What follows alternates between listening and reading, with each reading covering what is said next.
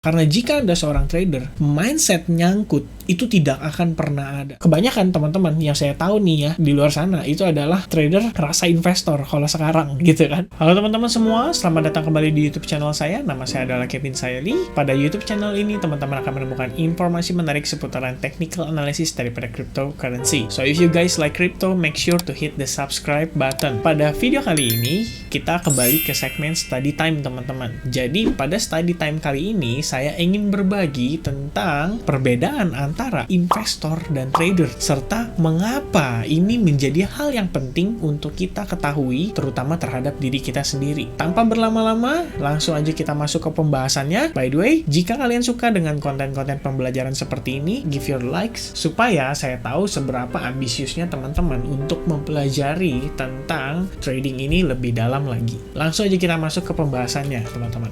Trader dan investor. Mengapa saya perlu mengetahui apakah saya seorang investor atau trader? Ini adalah pertanyaan yang sangat penting yang sebetulnya harus Anda tanyakan kepada diri Anda sebelum Anda memasuki yang namanya transaksi di industri pasar modal, baik itu stock, baik itu forex maupun cryptocurrency. Kenapa saya perlu kasih tahu ini di awal, teman-teman? Dan kenapa Anda harus bertanya kepada diri Anda tentang hal ini? Karena investor dan trader itu punya mindset yang berbeda. Pola pikir ini jauh sangat berbeda, teman-teman. Yang terjadi saat ini, kalau misalkan kalian suka lihat di kolom komentar dari video-video saya, banyak kan yang request untuk pembahasan ya. Misalkan contoh, bahas token ini, bahas kripto ini, dan lain-lain. Dan biasanya mereka selipin satu kata, yaitu saya nyangkut, teman-teman. Nggak satu kata sih, satu kalimat gitu. Misalnya, saya nyangkut di harga segini. Nah ini loh, berarti ada yang salah ketika dia memulai bertransaksi di cryptocurrency ini. Ini hal yang harus dipahami di awal. Karena dari segi mindset, seorang investor, ini kita bicara mindset seorang investor, dia adalah orang yang melihat suatu project atau fundamental daripada suatu, let's say, kalau crypto, mungkin project kita bilangnya ya. Dia lihat dari projectnya, dia lihat siapa orang di balik developernya, dan kira-kira fungsi token ini ke depannya seperti apa. Nah, itulah yang dilihat oleh seorang investor. Which means, ketika dia entry pasar, ketika dia beli kriptonya, ketika dia beli stoknya atau sahamnya, teman-teman, yang dicari sama dia adalah long term investment. Makanya dikatakan investor. Yang dia dapat biasanya kalau di saham ya, teman-teman, dia akan dapat dividen, pembagian profit lah bisa dibilang, atau dividen. Lalu yang dia cari adalah value perusahaan itu 3-5 tahun mendatang. Sama halnya seperti kalian invest. Misalkan contoh, pada saat Tokopedia pertama kali dibikin, pada saat pertama kali Gojek dibuat ya, online ada pro dan kontra, ada yang menerima dan ada yang tidak suka. Kalian harus bisa melihat, kalian harus punya visi, apakah perusahaan sekelas Gojek waktu 3 atau 4 tahun yang lalu itu akan menjadi besar di masa yang akan datang, teman-teman. Dan itu adalah seorang investor. Mereka berpikir untuk 3-5 tahun mendatang. Secara mindset kurang lebih seperti itu. Kalau trader, mindsetnya adalah quick profit, teman-teman. Artinya, trader itu lebih cenderung mencari keuntungan untuk jangka waktu yang lebih singkat. Pagi ini dia trading, siangnya dia langsung exit. Sebagai contoh, ini contoh ya teman-teman. Jadi saya tadi sempat sharing juga melalui Instagram saya ya. Hari ini saya infokan bahwa Bitcoin breakout ascending triangle ini terjadi di time frame 15 menit. Lalu saya berikan contoh ya apa yang akan terjadi kalau misalkan ascending triangle itu breakoutnya ke atas. Lalu saya lakukan transaksi. Jika Anda long Bitcoin, consider untuk take profit sebagian dan move your SL. Dan ini adalah strategi seorang trader, teman-teman. Take profit yang saya lakukan terhadap market ya. Saya entry di $32.426 di harga sekitaran segini, dan saya take profit di kisaran $33.145 dengan profit sekitar 161% menggunakan leverage 75 kali, teman-teman. Ini yang terjadi terhadap marketnya. Quick trade using 15-minute chart, ya kan? Breakout ascending triangle pattern, terus entry levelnya di mana, exitnya di mana, dan saya geser sisa posisi saya 25%, dan intinya ini strategi seorang trader gitu ya. Dari segi mindset trader, kita manfaatkan short term trade. Jadi saya bukan ngelihat apakah Bitcoin 3 tahun lagi atau mungkin 2 bulan lagi atau misalkan 3 bulan lagi akan naik sampai ke level 100.000. Jadi kalau misalkan ada pertanyaan seperti ini, kira-kira kok kapan Bitcoin akan naik lagi sampai let's say 60.000 atau 70.000? Itu adalah pertanyaan Anda jika Anda seorang investor. Karena Anda menentukan exit pointnya Anda itu berdasarkan jangka waktu.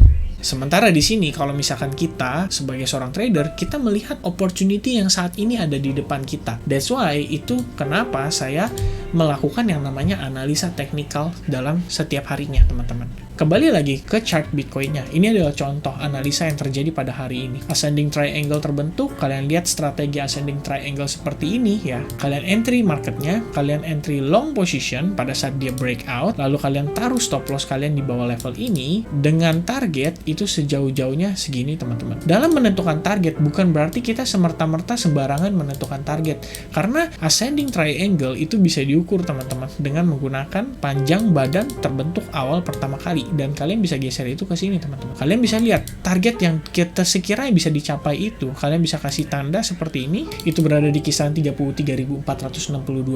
Dan apakah tercapai? Iya, teman-teman. Ini tercapai. Kalian bisa lihat ya, pada pergerakan ini ya, tailnya. Kena take profit, successfully trade-nya selesai, finish gitu kan.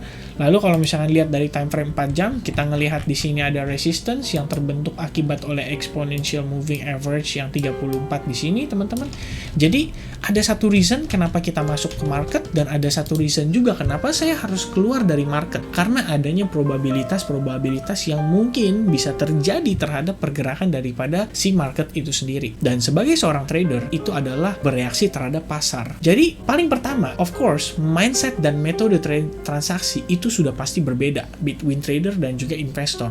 Investor invest untuk periode waktu yang cenderung lebih lama, bisa 3-5 tahun, bahkan 10 tahun, sementara seorang trader itu melakukan transaksi harian, teman-teman. Atau dia cenderung mencari profit untuk yang lebih short term. Lalu, teman-teman, strategi dan planning, baik itu seorang investor ataupun trader, itu mereka masing-masing punya strategi dan planning yang berbeda. Yang pasti sih, dari segi timingnya, kemudian dari risk manajemennya, dan juga dari activity-nya, itu sudah membedakan, teman-teman, antara investor dan juga seorang trader, strategi dan planning mereka. Nah, kenapa ini perlu dilakukan dan perlu banget dibahas di awal, teman-teman? Ini satu hal yang juga cukup penting terjadi terhadap investor atau trader saat ini yang ada di luaran sana, teman-teman. Nah, kita akan ambil contoh menggunakan time frame yang misalkan 4 jam lah ya. Kalian bisa bayangkan, teman-teman ya, kalian bisa lihat langsung kondisi pergerakan market ini. Kalau misalkan kalian lihat di kondisi ini, teman-teman, seorang trader dia melakukan analisa. Oke, ini breakout, berarti ini saatnya saya entry buy. Nah, pertanyaannya target saya di berapa? Mungkin dia bisa gunakan Fibonacci retracement ya, karena seorang trader biasanya menggunakan technical analysis untuk menentukan level-level target mereka. Oke, kita dapat beberapa area level target di kisaran level sini, kemudian di kisaran level sini, lalu ada di kisaran level ini.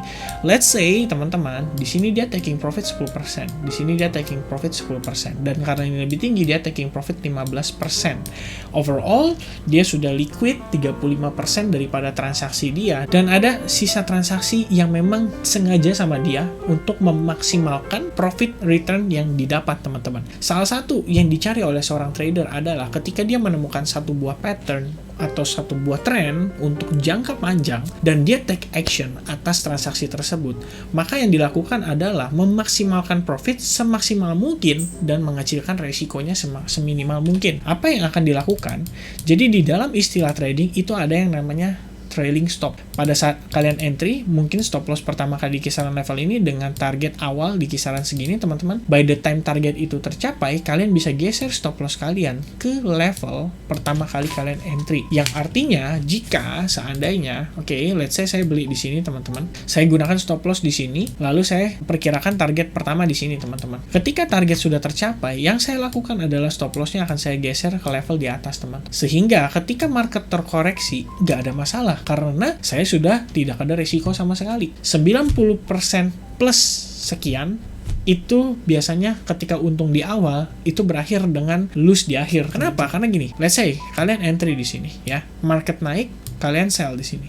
Oke, kalian taking profit. Oke, kalian make a good profit. Lalu marketnya naik ke sini, kalian sell di sini. Oke, itu kan mengapa adanya candle merah di sini? Karena kan ada yang nge-sell di sana, teman-teman. Ada yang taking profit di sana, ya kan? Kalian buy di sini, kemudian kalian short di sini atau sell di sini, ya. By the time itu terjadi, kalian taking profit lagi. Lalu marketnya kembali naik, ya. Kalian buy di sini, ya.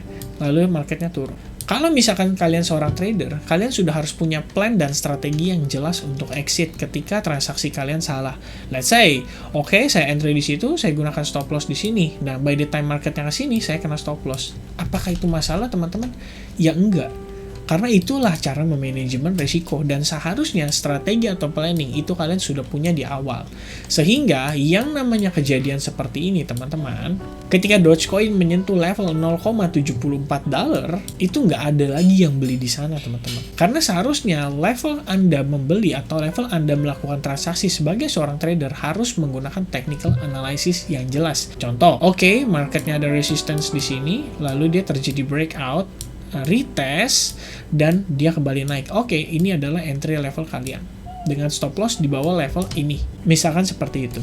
Ketika kalian melihat kondisi seperti ini, kalian bisa manfaatkan untuk trading. Dan ketika si market itu mulai menunjukkan terkonsolidasi atau tanda-tanda rejection daripada technical analysis, kalian sudah bisa memikirkan untuk taking profit, teman-teman. Sama conditionnya seperti yang tadi saya katakan di sini, teman-teman. Price of Bitcoin start reaching to the resistance line di exponential moving average 34. Dalam beberapa jam kita akan memasuki pasar Amerika, di mana terkenal dengan kondisi dump terhadap crypto. Could this be a sign for Bitcoin to drop again? Personally, saya tidak berharap itu akan terjadi, teman-teman. Sebagai seorang trader, kita harus bisa mengantisipasi kemungkinan-kemungkinan seperti itu. Maka dari itu, kalian bisa lihat ya dengan kondisi saat ini yang terjadi. Kalau misalkan kalian mengatakan bahwa, kok gue nyangkut di harga sekian. Nah, ini adalah satu problematika yang sebetulnya kenapa seorang investor dan trader itu penting. Tentukan ini di awal. Apakah Anda ingin menjadi seorang trader atau investor? Karena jika Anda seorang trader, mindset nyangkut itu tidak akan pernah ada. Anda harus punya plan dan strategi yang jelas, terutama untuk entry level dan juga exitnya. Kalau Anda seorang investor, udah pasti teman-teman, yang namanya mindset nyangkut itu nggak akan pernah ada. Kata-kata nyangkut itu nggak akan pernah ada bagi seorang investor. Karena seorang investor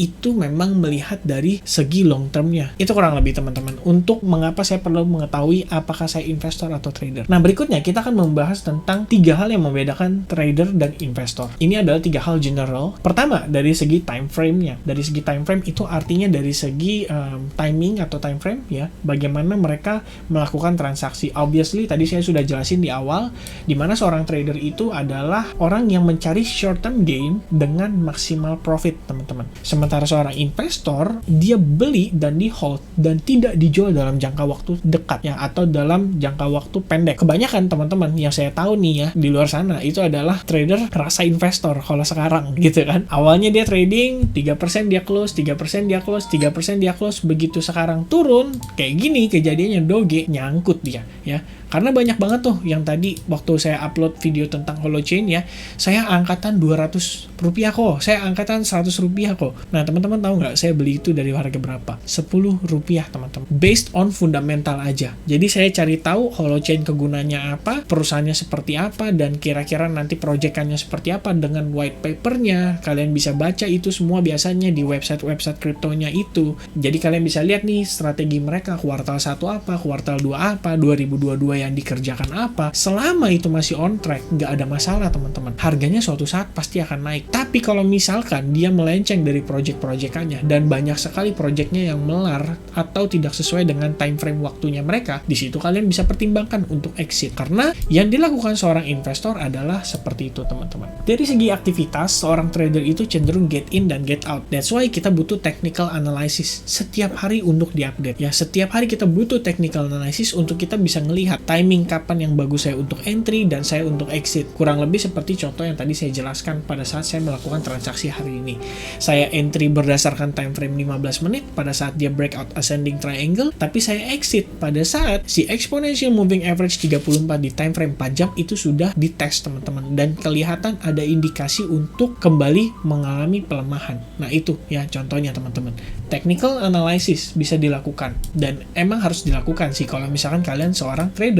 Oke? Lalu seorang investor itu adalah kecenderungannya add new stock over time ya. Ini bukan news ya teman-teman. Add new stock over time. Kalau misalkan dia ngelihat, contoh sekarang kondisinya, Bitcoin drop, kalian dengar informasi, oke, Michael Saylor beli, oke, Justin Sun beli, Robert T. Kiyosaki, dia bilang dia akan beli kalau misalkan harga Bitcoin di 24.000 atau see you on 24.000. Mereka itu adalah investor. Pertanyaannya, pada saat kemarin di puncak, apakah mereka jual, teman-teman? Makanya kalau kalian dengar, ya, banyak banget influencer di luar sana, dia bilang, I never sold my Bitcoin, I never sell my Bitcoin. Itu ada sebagian mindset mereka untuk investor, atau untuk invest. Lalu, secara risk management, kalau seorang trader, dia harus punya trade plan, teman-teman. Trading plan ini harus jelas dan itu harus disiplin, harus komitmen, nggak boleh dilanggar. Oke?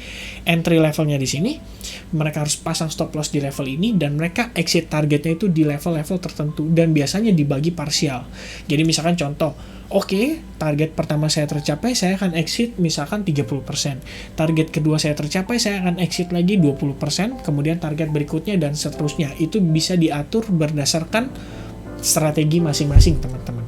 Nah, sementara seorang investor yang dilakukan pada saat dia hendak memanajemen resikonya dia adalah dengan melakukan analisa di awal, teman-teman. Oke, mereka harus analisa dulu projectnya, mereka harus analisa dulu si developernya ini siapa. Kalau kita bicara di saham nih teman-teman, balance sheet-nya, kemudian income statement, earning report, terus ada financial report, itu kan dibaca semua oleh seorang investor, teman-teman. Sehingga dia bisa tahu, contoh misalnya, kalian invest di perusahaan Indonesia, let's say misalnya BCA, ya kalian harus tahu dong bagaimana progresnya, bagaimana pendapatannya si BCA, kemudian balance sheet-nya dan lain sebagainya, itu semua harus dicek. So, itu 3 hal yang membedakan antara trader dan investor secara general. Kalau secara micro itu ada lagi, teman-teman. Lalu, pertanyaannya, teman-teman, jika saya memang harus menentukan di awal, apakah saya seorang investor atau trader? Nah, sekarang kita akan coba menggunakan if atau jika gitu ya.